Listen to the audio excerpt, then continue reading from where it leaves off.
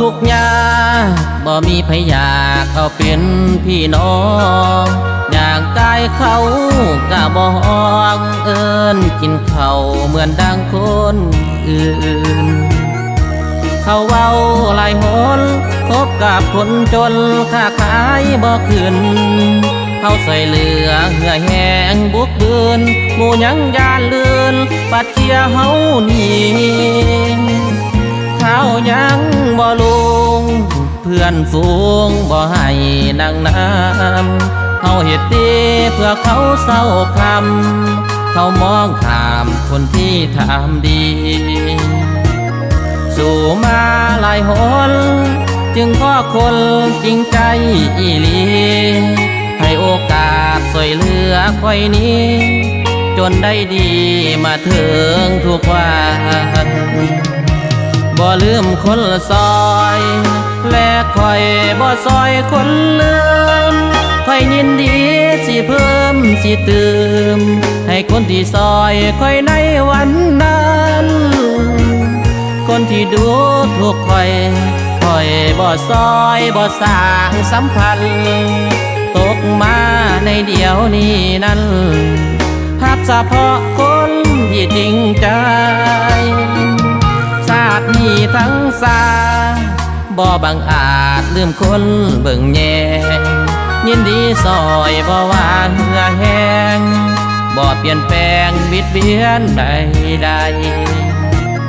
ข้าเจ้าบ่ซอยชีวิตข่อยคงบ่ก้าวไกลจึงถือคำขวัญใส่ใจบ่ลืมคนซอยบ่ซอยคนลืม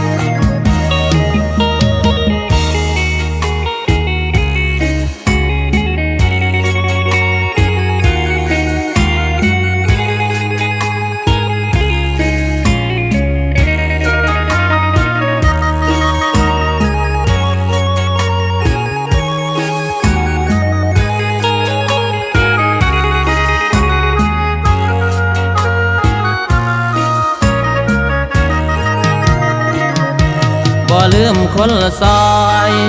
และค่อยบ่ซอยคนลืมค่อยยินดีสิเพิ่มสิเติ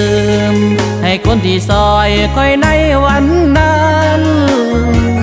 คนที่ดูถูกค่อยบ่ซอยบ่สร้างสัมพันธ์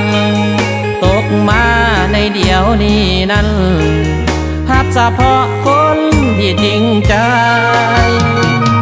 ชาตินี้ทั้งสาบ่บังอาจลืมคนเบิ่งแยงยินดีซอยบ่ว่าเหือแห้งบ่เปลี่ยนแปลงบิดเบียนใดข้าเจ้าบ่ซอยชีวิตข่อยคงบ่ก้าวไกลจึงถือคำขวัญใส่ใจบ่ลืมคนละซอยบ่ซอยคนลืมจึงถือคำขวัญใส่ใจบ่ลืมคนละซอยบ่ซอยคนที่เหยียบย่ำเฮา